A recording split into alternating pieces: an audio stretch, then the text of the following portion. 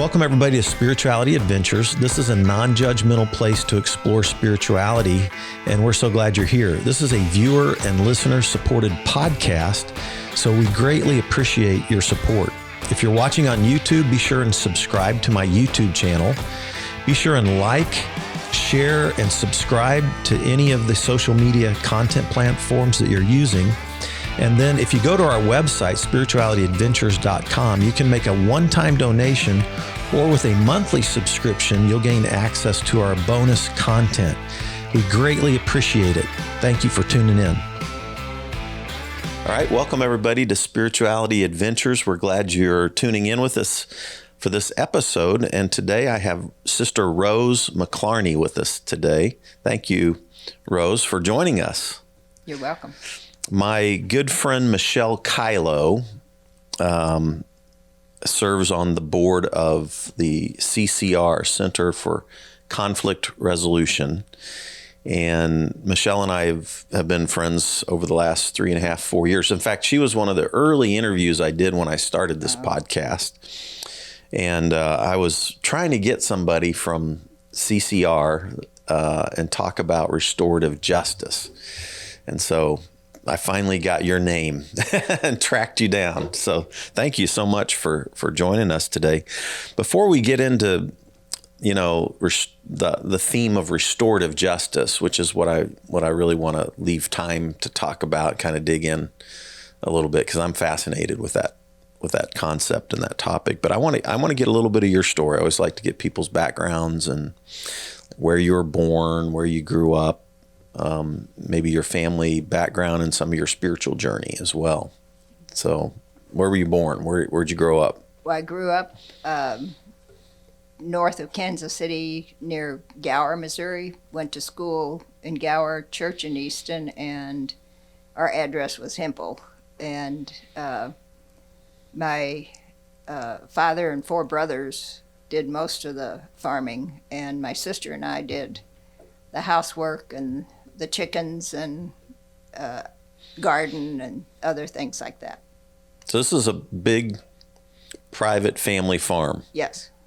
Oh, how many acre farm? Well, it over the years it grew to 1,000 acres because different brothers would acquire land as they, got the ability to do that.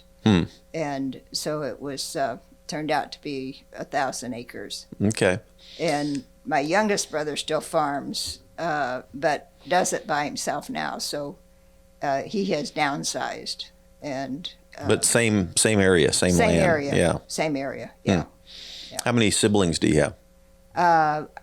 There were 6 of us, and it was 2 boys, 2 girls, and 2 boys, and then. Occupation-wise, it was 2 attorneys, 2 nurses, and 2 farmers. So you're kind of in the middle? I'm in the middle. You have 2 older brothers, and do you have an older sister as well? Yes. Okay. And then 2 younger brothers? Yes. Okay. Yeah. So so growing up on the farm, you guys did cattle, hogs, chickens, crops? Yes.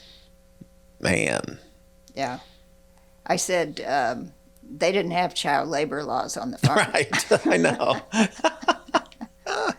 Because we had the chickens, we gathered the eggs, we processed the chickens and put them in the freezer to get through the winter, and canned things from the garden, and not a lot of idle moments. Right. But that, I love that I grew up on a farm. Mm-hmm. I think it gave me an appreciation for nature and the processes of nature and the outdoors. Yeah.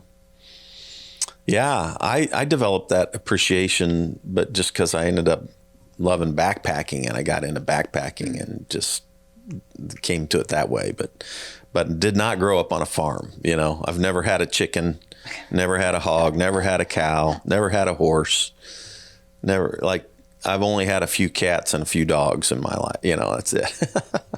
But yeah, so, and your family was Catholic in background? Yes. McLarney. Where does that It comes take you? from Ireland. It sounds Yes. Irish. Yes. Have you been to Ireland? I have. Yeah. On my sabbatical, I got a chance to go and went and didn't contact any relatives, didn't get to that point of research. But do you know if your family was in the southern part of Ireland or yes. southern? Yeah. Yeah. I went to Ireland in 2018. We think it's possible that Heron, my name is double R Heron, and it's one of the theories is that we were O'Heron and dropped the O because of a lot of Irish tried to disguise themselves at one point in American history. But there is an O'Heron County, I guess, in Ireland because when I went there with a few of my sisters and we had a blast. We spent most of our time in Northern Ireland, but up on the coast, up north coast. But God, what a great... Yeah. It was hard to... Everybody was so nice. Yeah. It was hard to believe that they ever fought each other. You know? It's like... It's like these are the nicest people on the planet. Yeah. You know? And I would tease them a little bit. So how did you guys get in a big fight? You know? It's just like... I mean, of course, a little bit of religious history there, right? But but beautiful place, beautiful island. Well, so you strong Catholic background, Irish Catholic. Yes, but we didn't make a big deal of being Irish. Yeah. And our going to school in Gower, our family, our relatives, and us, we're the only Catholics. So. Really? Yeah. Wow. Yeah. Huh. So you mostly Protestants around you. Yes. And but you had a small church that was up there in Easton. Yeah. Easton Okay. had the small church. In fact, the first 2 years of school, I went to a 2-room schoolhouse. Grades 1 through 4 in one room and 4 through 8 in the other room. And that was run by the Sisters of Mercy from Iowa. And then that closed. So I went to the consolidated school in Gower, which there were 18 in our class. Wow. Were you the valedictorian? No. I actually ended up going to the last 2 years of high school in St. Joe, Missouri. Lived with my grandmother. My sister and I lived with our grandmother, and went to the last 2 years of school there at Convent of the Sacred Heart, which no longer exists. You finished off in a Catholic school in Yes. St. Joe. Yes. Okay. So what did you do after high school then? I went to Avila University to nursing school and did 4 years there. And did you go to the main campus? Because I know they have... Well, they do stuff all over the place now, but Yes. where was it? At that time, the academy and the college were on the same campus, and it was actually called the College of St. Teresa. And the year that I graduated, they opened the campus, Avila campus, which is further south. Where is it located? It's at 120th and Warnell Road. Okay. Yeah. All right. Well, cool. And then what about you got a degree in nursing? Is that right? Yes, and got a degree in nursing. And during my junior year of college, I was on a retreat in Conception Abbey and decided I wanted to become a Sister of St. Joseph, and decided also to wait until I graduated from college before I did that. Okay. So I graduated in May of '62 and entered in September of that same year. And my father says, you just start earning money and you go to the convent. Yeah. So, yeah, right. So tell us a little bit about the background of the Sisters of St. Joe. They were founded in France in 1650 and by a Jesuit priest who was a spiritual director of some women who wanted to deepen their spirituality, and to the point that they wanted to do some ministry together and do some communal living. So he decided to found, together with them, they decided to found the Sisters of St. Joseph in France. And now they're all over the world. They're in Africa and Denmark and many different countries. Do you call them convents or chapters or? We call them congregations. Congregations? Yes. And do you know how many congregations there are around the world now? There, I would be guessing. I think there's about 40. 40? Yes. Okay. Because initially when many of them developed, because communication was very difficult, they would break off and become their own congregation. And now with communications and smaller numbers, they're actually going the other way and reuniting some different congregations. Okay. Yeah. All right. So, so give us kind of your background with Sisters of St. Joe, and then I want to, after that, I want to jump into some of the restorative justice ideas and stuff. Yeah.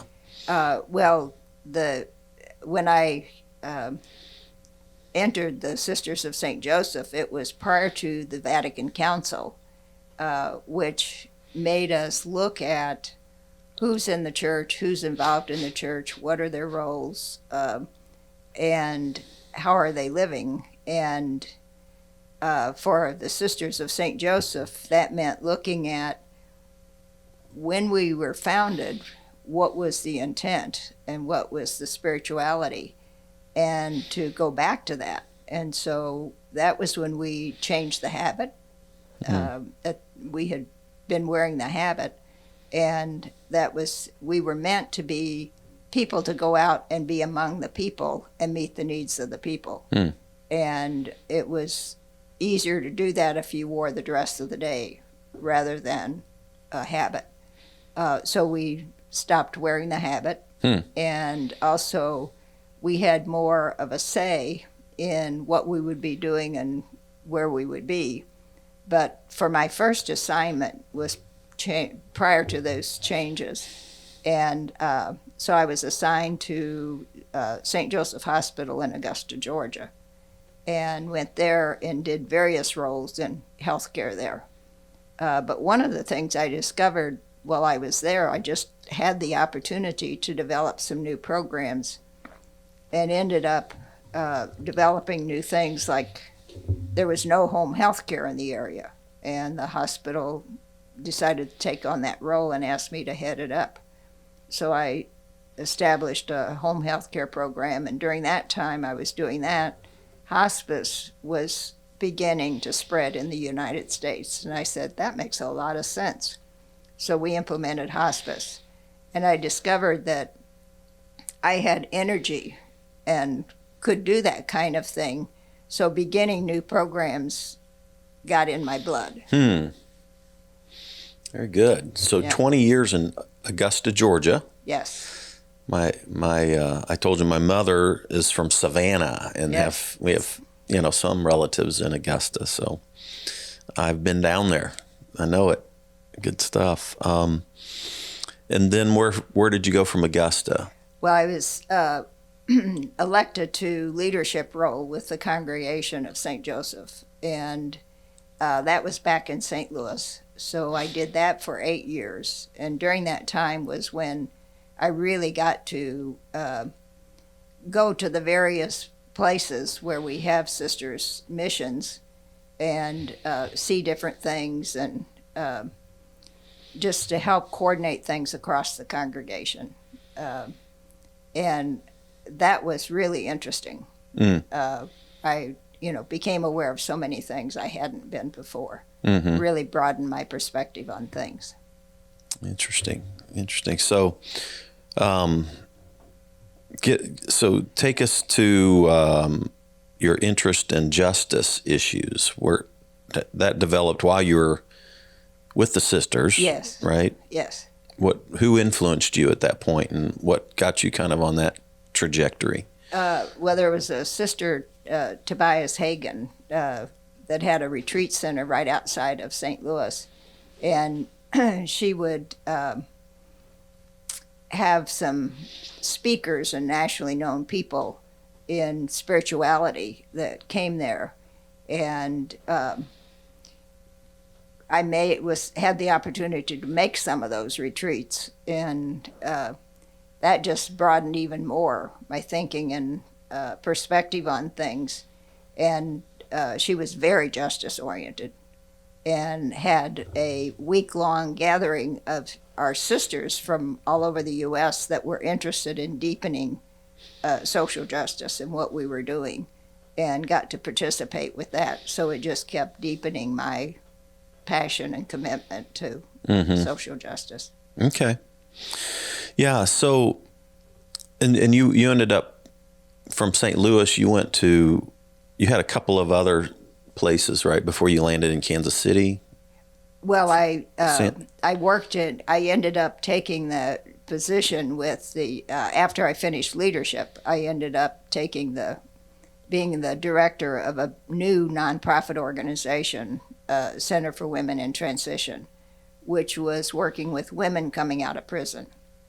And was that in St. Louis? That was in St. Louis. Okay. So I stayed in St. Louis and worked with that program for 10 years. Oh, wow. Yeah. Then came to Kansas City? Yes. And what brought you to Kansas City? Well, when I was working with the CWID in St. Louis, the program got bigger than my energy, especially in fundraising. And so I decided to retire, and had a coworker, another sister of St. Joseph, and she decided to also resign from there. And she said, "Do you want to move to Kansas City?" And I said, "Sure." And it was just a spontaneous thing. And she has family here, and I have family here. Mm. And so we came to Kansas City, and of course started looking around to see what was going on, and worked with several different things, and realized that there was nobody in Kansas City that was inclusive in who they accepted into their programs for people coming out of prison. Mm-hmm. Some had a narrow scope that they were addressing, and that was good because they were doing a good job with those folks. But there were folks that were falling through the cracks, didn't have the assistance that we thought they should have. So Georgia was a go-getter, and she said, "Do you want to begin a new nonprofit?" And I said, "No." I said, "I've been there, done that, and I know what kind of energy it takes." And she said, "Will you be on the board of directors?" And I said, "Yes."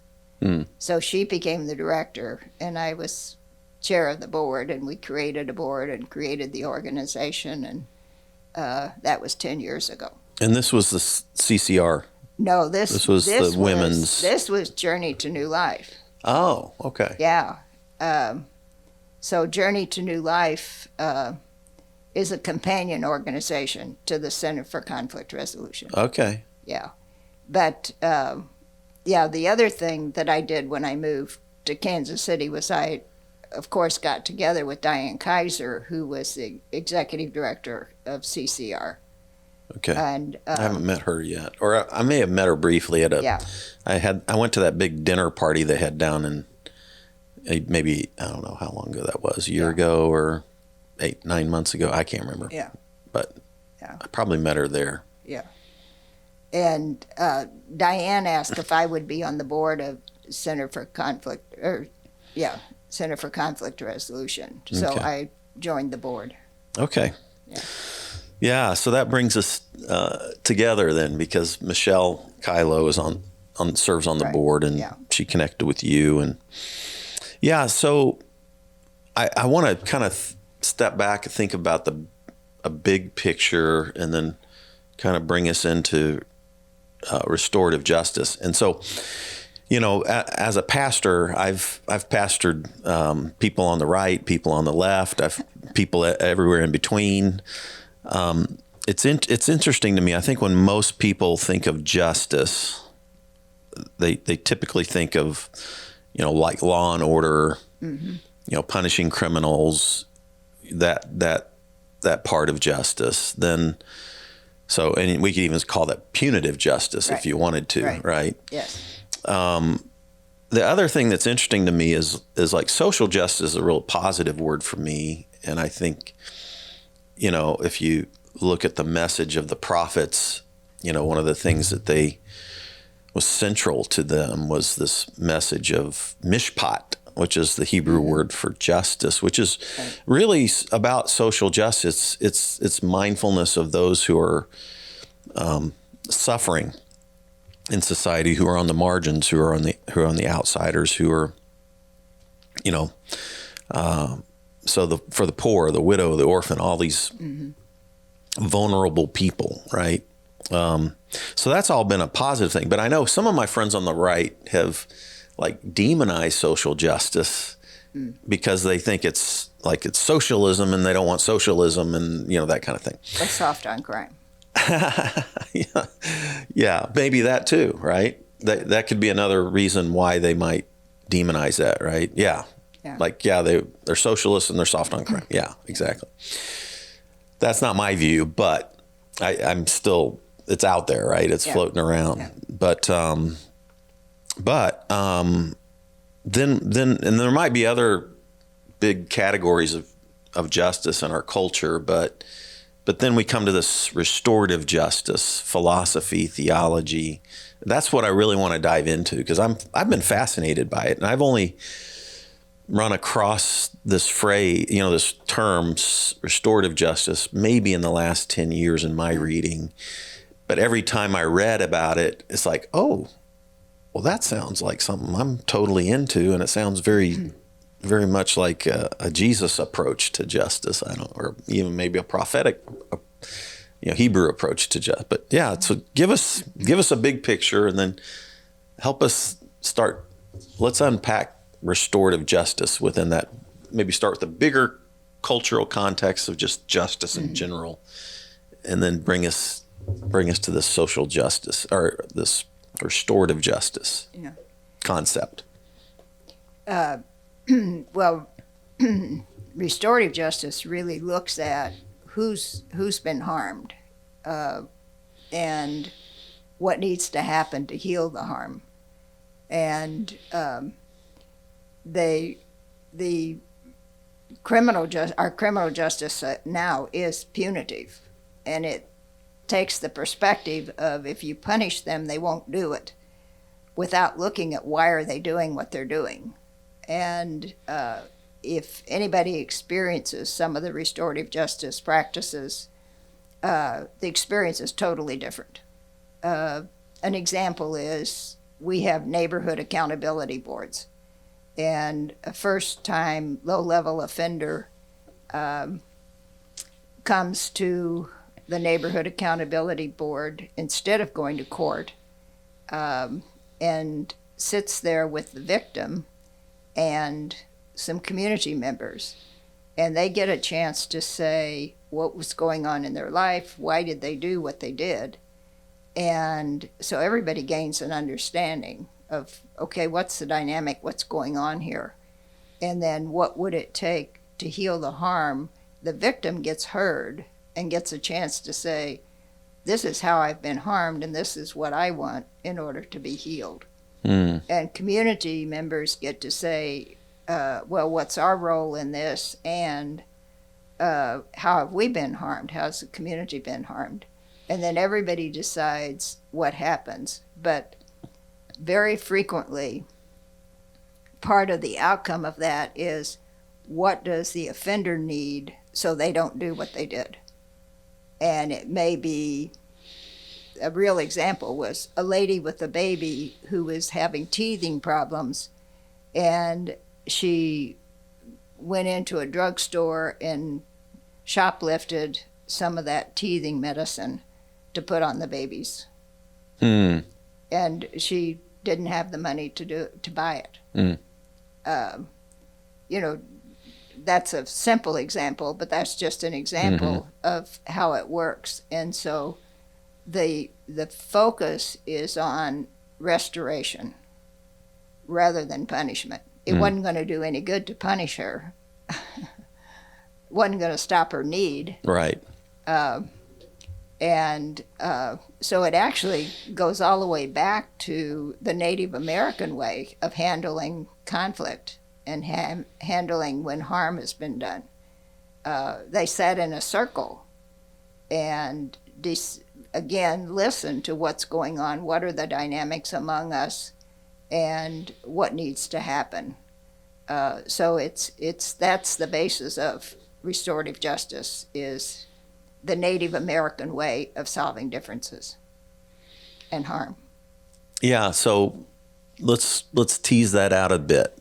So in our when us Europeans started arriving in America, there was already this robust indigenous peoples and cultures all over North America. They actually had a system of justice in place that had a restorative angle to it. Yes. So like instead of just like did indigenous peoples have prisons before we got here? No. They part of addressing the need for repairing the harm might be to ask the offender to be separate for a period of time, to think about their perspective and what they did and why they did it, and then they could come back to the circle, to the group. So they're, but that wasn't considered for punishment. It was considered for restoring that person. So the objective in these indigenous circles of working through pain and if somebody had stolen something, somebody inflicted violence on somebody murdered somebody even, there would be these circles that they would sit and have a discussion. Right. But the goal was always restoration and healing, not punishment. Yes. Is that right? Right. And that was like a part of the whole indigenous culture in America, cut through all the different tribes and everything? I'm not sure that it cut through all the tribes, but it was a basic principle of most of the tribes, yeah. That's so interesting. Yeah. But when the Europeans came, we brought our system of justice, which was primarily punishment. Yes. And prisons and jails. Well, when you think even, when Australia was founded. A penal colony, right? Yeah, a penal colony. Yeah. They were sent away. Instead of what does the person need and what does the community need, they were sent to a foreign country. So, yeah. Interesting. It's such a challenging thing, when Jesus said to love your enemy, right? Yes. Like that, I think that is the most challenging. I think for most people, it's easily the most challenging thing that Jesus ever said. Because, we can have somebody disagree with us politically or philosophically or religiously, and we feel like we have an enemy. Yeah. Just disagreeing with us, And then, if somebody really hurts us or wounds us, it can be really challenging to work through forgiveness issues. It's easier to armor up with anger and want to get even or blame or resent, Mm-hmm. And then the more severe the hurt or the more severe the crime, the deeper the wound, right? Right. So. And in our perspective, which we haven't really stopped to analyze and say how untrue it is the concept of justice, that if somebody gets capital punishment, then it's like that takes away the pain of the family of the person that was murdered. And it doesn't. That's a misnomer. that it takes away their pain. It doesn't. I think it's just that we've said for so long, well, now justice has been served. Mm-hmm. It hasn't been served. Killing another person doesn't mean that killing is wrong. Mm-hmm. Yeah, violence doesn't heal violence. Right. Right. So I'm going to give some real concrete examples here, and let's talk. Let's apply restorative justice to a couple of these concrete examples, actually very close to me. So one I'm thinking of right now is it Ralph Yarl? Oh, yeah. Ralph Yarl. He was a young African-American student at Staley High School, just a few minutes from here. I lived, my house previous to this where we're recording now was 2 minutes from Staley High School. And Ralph, I think, is that the right first name, Matt? Ralph Yarl? Yeah. He was going to pick up a friend, I think, at night. No, he was going to pick up his sibling. And the address, I think, was instead of a certain street, he went to a terrace, or vice versa. It was a terrace, like such and such terrace. Yeah. And he went to the street, rings the doorbell, right. And an 80-something-year-old white man sees a black guy on his porch and shoots him through the window. This just happened a few weeks ago. It made national news. Right. I went to the students had a peace march. Yeah. And I went to that and met with some of the women, some of my African American women friends, and it was more as a peace kind of, but to bring attention to this, right? Yeah. So here you have this 80-something-year-old man who's living alone. How in the world would we heal this? Because the punishment factor is, well, get the white guy, and punish him. How in the world would restorative justice work in that situation? Well, first, a basic principle that I have is that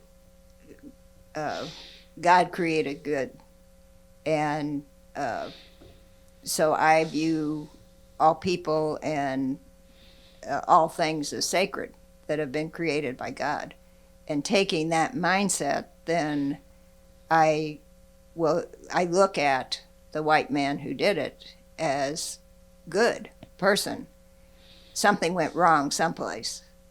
And so one of the basic questions of restorative justice is, well, how do you repair the harm that's been done? And that's difficult when you have a murder. So this young boy is not going to be... Thank God he lived, right? It's a pretty big miracle, actually, but yeah. Oh, that's right, he did. Yeah, he lived, yeah. That's right, he did. He got shot in the eye and in the arm, but still survived this. Yeah. It's like, whew. Yeah. It's a lot of trauma. Yeah. For the family, for the kid, And so what does Ralph and his family need in order to be healed? Mm-hmm. And actually, what does the man who did it, what does he need? But our instinct. Don't we have to think that way, right? Yes. Right. I think so. Right. It really stretches us to really use this. Yeah. We just want to. And it doesn't mean anybody gets off, because one of the basic principles of restorative justice is to hold the offender accountable for what they did. They can't deny it. They've got to admit what they did. And there are, people who will say, well, he was justified in what he did. Well, that has to be looked at. Was he really justified in what he did? I say no. I don't think ringing your doorbell should get you shot. Right. Yeah. So, yeah. So, I mean, he could, who knows what was in the man's mind that shot Ralph. What was going on in his brain and why he responded that way. Right. We don't know that, but But it does think about both the victim and the perpetrator, and thinks about how to each of these people walk through healing. Yeah. And it even thinks about the community that surrounds Yes. the victim and the perpetrator, and how does the community walk through healing. As well as, what is our responsibility in truly creating community? If we've got people with what I call extreme thinking on something that can be very harmful, then what am I doing as a member of the community to examine that thinking and deal with it and get it back on balance? Yeah. It's such tough work, and the systems in place don't, our justice systems don't move toward what you're talking about. Right. We have to create new approaches to help that happen. Yeah. Right? Because Yes. it's not going to happen through our justice systems in America today. Like healing for the victim, healing for the perpetrator, and healing for the community is not the goal of any of our systems that are currently in place. Would you say that to be true? There are some openings for change, and this is sad to say, but what's gotten some legislators and community members thinking differently is we're spending $80 billion a year on incarcerating people, and 68% of the people that come out go back in. Well, that's not working. That makes no economical sense, let alone justice sense. And plus, if you look at the racial breakdown on our prison systems, it's the poor and the race and poverty play a role in who gets in prison and who doesn't. Right? Yeah. There's a book called The New Jim Crow. Yeah. Mass incarceration. Yeah. The New Jim Crow. It's big business. Yeah. Like these prisons make massive amounts of money. And so if you look at the prison system since Reagan and the money that's gone, it's just bizarre. Yeah. And the numbers of people that, and they keep building more of these prisons all over the country, and they're big money makers. Well, we're sitting in Jackson County in Kansas City that's just building a new jail to house 1,000 inmates. Yeah. And I forget what the price tag on that is. Yeah. But if that was used instead to start looking at our justice system, and there's good people in the justice system that want to see it change. Right. Exactly. And it's not all evil people out there doing this stuff. Right. Yeah. Right. No, there's good-hearted people but so I'll give you another concrete example. So I just did a funeral yesterday for a 22-year-old lady who went missing a year ago, Abby Schaefer. And they just found her body 3 or 4 weeks ago. Wow. And they have not, so they're still collecting data on this. It's possible. It's still unknown at this point what exactly happened, but there's a big chance that this is a murder, and that her body's showed up definitely in the woods, hidden somewhere, So the body was discarded without, So when I did of course, I'm speaking to, a young crowd. It's this 22-year-old gal who was loved, and I'm talking about, well, how do we work through this? There's so much, there's survivor guilt.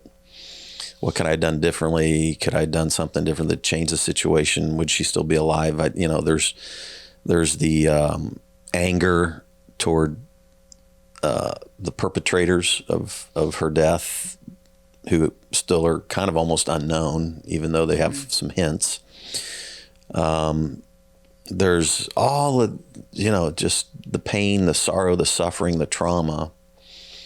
And I'm still trying to give a message like, sometimes it feels like the whole universe is against us or God's against us, and trauma, where's God in the midst of all of that? There's that side to it. But then there's also, I always talk about forgiveness in those situations, and, violence doesn't heal violence. Hatred doesn't heal hatred.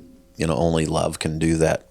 And really only healing and restoration can heal all the parties involved in that situation. But how would restorative justice come into play in a situation like this? I was just with this family yesterday. Yeah. We're recording on, what is today, May the 16th? 16th, yeah. Of 2023, and I just did the funeral yesterday for Abby Schaefer. One of the things with restorative justice is some people equate restorative justice and forgiveness, and we don't go there with that. And the reason is it can do harm to people who aren't at that point. And somebody has to come to forgiveness because they're willing to do that and see a need for it themselves. Rather than doing it for somebody else. Or, so if they're not psychologically ready and emotionally ready, we don't have an expectation of forgiveness. I've talked to many people who have gone to forgiveness, but they do it because they realize that if they stay in the anger, if they stay in the, angst, it's hurting them because they're holding on to those emotions. So they need to do it for themselves, not for other people. Yeah. But to, I appreciate that distinction between forgiveness and restorative justice. Yeah. The anger that comes is natural. Right. Exactly. It's a human emotion. Exactly. It's actually nothing wrong with that emotion, right. But processing it in a healthy way, right. that I think usually ultimately in the long run, when the person's ready for their own health, for their own well-being, they do need to let it go, right? Yeah. Well, there's many instances in which, say, the first time that in a mediation where an offender and a victim actually meet each other, and they're not thinking about forgiveness, they just want to come to an understanding, or the offender may have, the victim may have some questions, things they want to know from the offender. And it's not unusual that if that is really an open process and the offender takes accountability and the victim sees that, this is basically a good person, something just went wrong here and caused the offense, then it's not unusual that the person comes to forgiveness. But they've gone through that process and they come to it without it being in any way an expectation or forced. So you've got to dive into these situations, like let's say CCR here in Kansas City, Center for Conflict Resolution. Yes. This is you're working these programs both with people coming out of prison, but you're also working them in schools, right? Some of the schools and stuff like that. The main work of the people coming out of prison is the Journey to New Life organization. Okay. But Center for Conflict Resolution goes in many different places, addressing how do you manage conflict. You don't get rid of conflict. It happens. It's everywhere. Right. But the goal is to learn to manage conflict and to put restorative practices in place instead of punitive. Mm-hmm. So CCR goes into the schools and has training sessions with faculty and staff first, so that there's practices on their part that are not, instead of being punitive, instead of suspending people, you look at, is that going to be healing for anybody? Or is it just going to put a student further behind? But maybe they do need that time out from being with the others. So it looks at what's going to be healing here and what's going to decrease the conflict. They also teach circles where, say, a classroom will have a circle and talk about, is there something going on dynamic that's harming the classmates, or is there a particular person that's harming their classmates?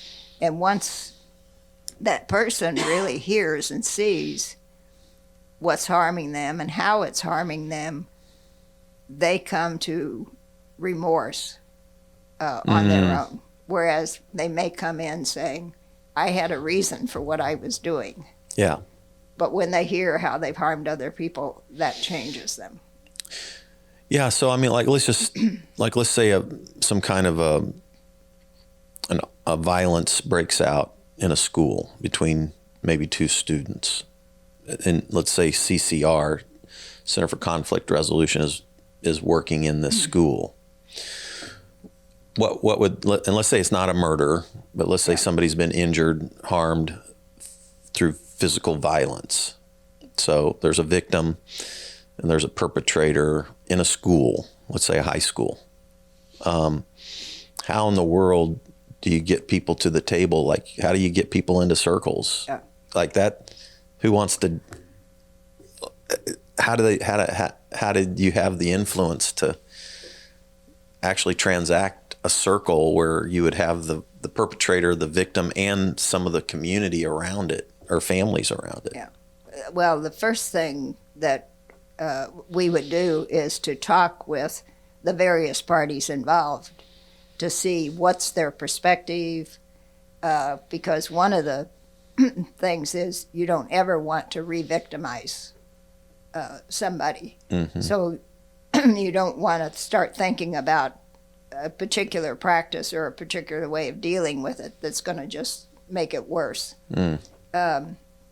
So the first thing is to talk to all of the relevant parties and see what their thinking is and where they are now and what they're willing to do or what their hopes are, and then decide what's the best practice. It might be to bring those two individuals together, or sometimes the parents may be present as well, either as support or what's going on in the home. So it's very particularized to the individuals that we're dealing with. And we always have mediations that are done by two mediators, not one, so that we're a backup to each other and can make sure that it's a safe situation when we do it. We've had sessions where police were in the background or right outside the door, if that's needed. Right, because violence could break out again. It could. Yeah. Yeah. Even though you're trying to do... We don't think it's going to. Right. But we always go to the safety factor.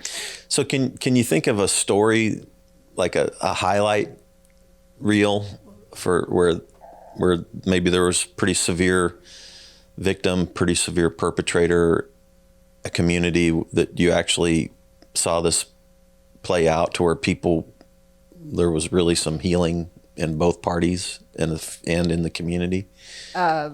Well, this isn't a severe one, but it just, to me, says so much about the restorative process. Was this took place with a student in the Liberty schools. Okay. And we were asked to mediate between the student and personnel from the school. And this boy was part of a group of 6 boys that decided that they were going to go to where the buses are kept overnight, and they threw rocks and broke out the mirrors and the windows of the buses. So when the bus drivers get there the next morning early to go out on their routes, they can't because they don't have operating mirrors.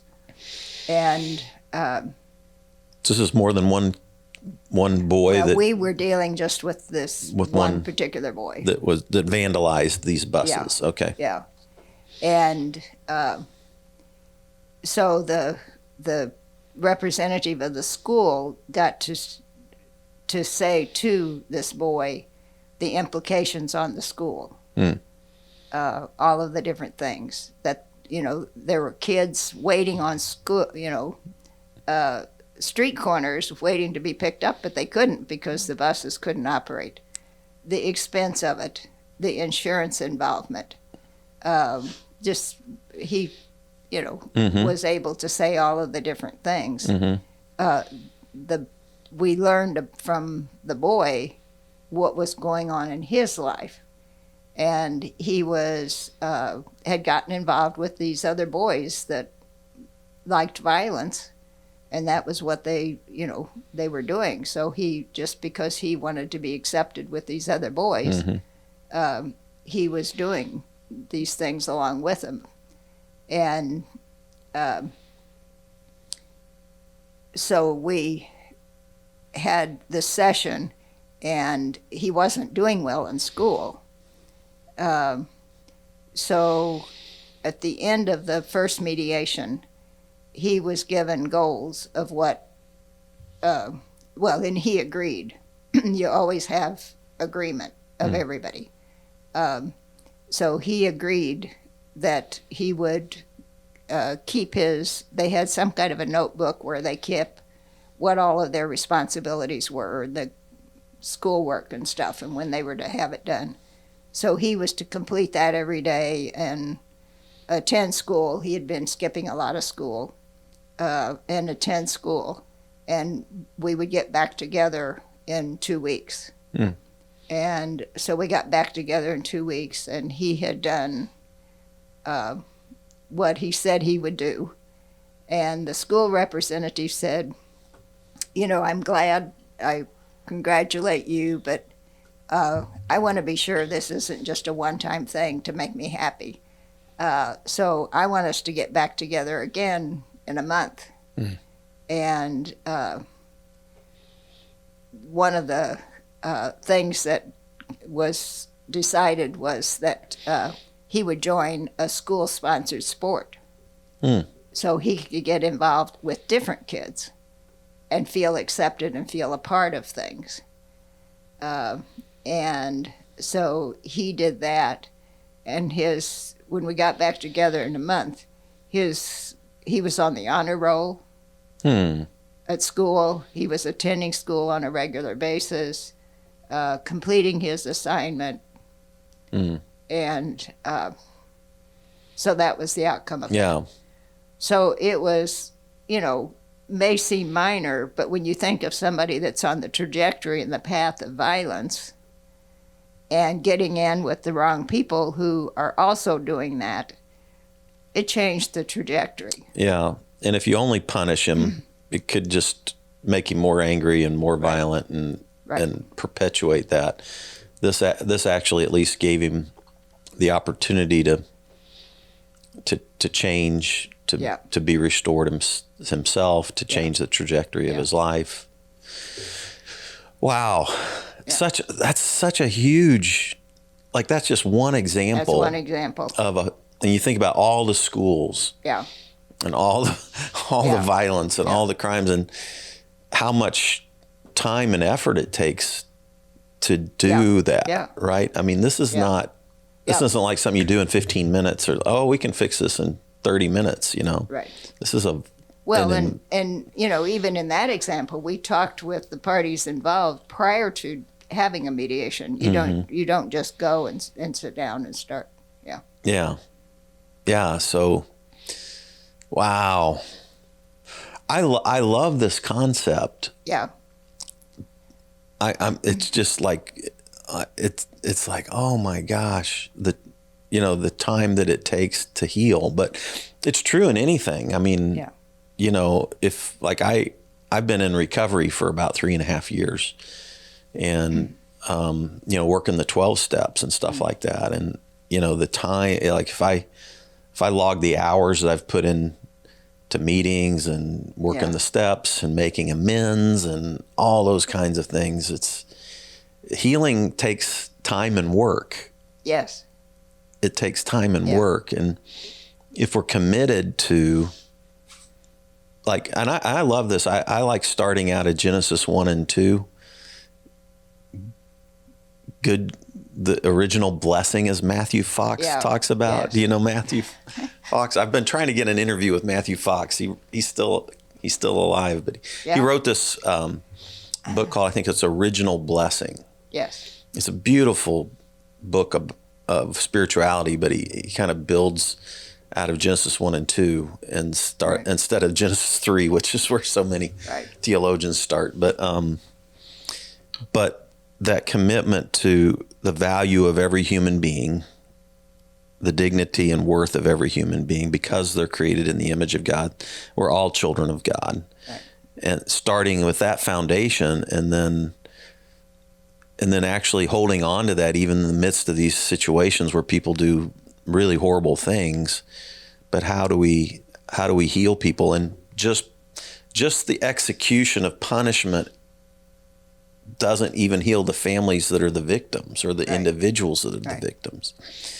So it's a bigger approach to actually restoration. And to me, it is this stuff about loving your enemies is like that's how do we actually do that? And this is an approach to actually do that, don't you think? Yes. It's actually a proven approach that has worked with indigenous American people for who knows how long, right? And then it's working. We're seeing this play out in places around the country, right? And even the world. Well, there's a little bit of a footprint starting to happen around the world. Yeah, there's now a national restorative justice organization, and there's an international one. We had the opportunity to create the Missouri Restorative Justice Coalition almost 20 years ago now. One of our goals is to get it being taught in the criminal justice programs in the institutions. We look at what's going to put it there, what's going to start, planting seeds into people's hearts and minds. Right. I love this. Yeah. I love this. Wow. I could get behind something like this. I mean, obviously in my role as pastor, I'm doing funerals like yesterday, and there's, I'm always trying to think about healing and restoration, but such a challenging. Well, and the Center for Conflict Resolution really is making a difference in inroads into the systems, not just, doing the practices in schools and in mediations and various settings and things, but Annette Lance Simmons, that is the current executive director of it, is doing a fantastic job. And she is so good at it that it's now being recognized by the mayor, by, various groups who invite her to be part of the Partners for Peace, which is trying to bring together the head of the police department, the prosecutor's office, the mayor, the city council, so that it's all of us working together to do something toward being partners for peace. So CCR is doing the actual day-to-day things, but they're also helping to build the systems so that they're restorative. I love it. I love it. Wow. Thank you so much. I love your commitment to this and how you've been a part of this now for, 20 years or so? 20 years, yeah. Yeah. Yeah. Beautiful. Yeah. Beautiful. Well, thank you so much for joining us, Rose, for Spirituality Adventures. Thank you for taking time and sharing your story. And man, if I could shout this from the mountaintop and help people hear this, I would encourage everybody to jump into this idea of restorative justice, because I do think it can heal and save and restore and create new futures for people, Beautiful stuff. Is there one book you might recommend? Well, there's for getting a basic understanding, there's a little book of restorative justice, and is that the title of it? The Little Book of Restorative Justice. Book of Restorative Justice. So it starts out with the very basic, simple things and the principles and philosophy of restorative justice. Okay, awesome. And then how about you? Do you have a Facebook page or website or anything if somebody wanted to give you a... Center for Conflict Resolution does. Yes. Okay. They have a Facebook page. They have a website. All right, beautiful. Well, Sister Rose McLarney, thank you so much for your ministry, your commitment to Jesus, and to live out some of these principles of restorative justice. Thanks for joining us on Spirituality Adventures. Thanks, everybody, for tuning in, and we will see you next time. This concludes today's episode. Thanks for tuning in and listening. Remember, if you're watching on YouTube, subscribe to my YouTube channel. Remember to like, share, or subscribe to the social media platform that you're using. And then go to our website, spiritualityadventures.com, and make a one-time donation, or you can subscribe monthly and receive our special bonus content. Thanks so much.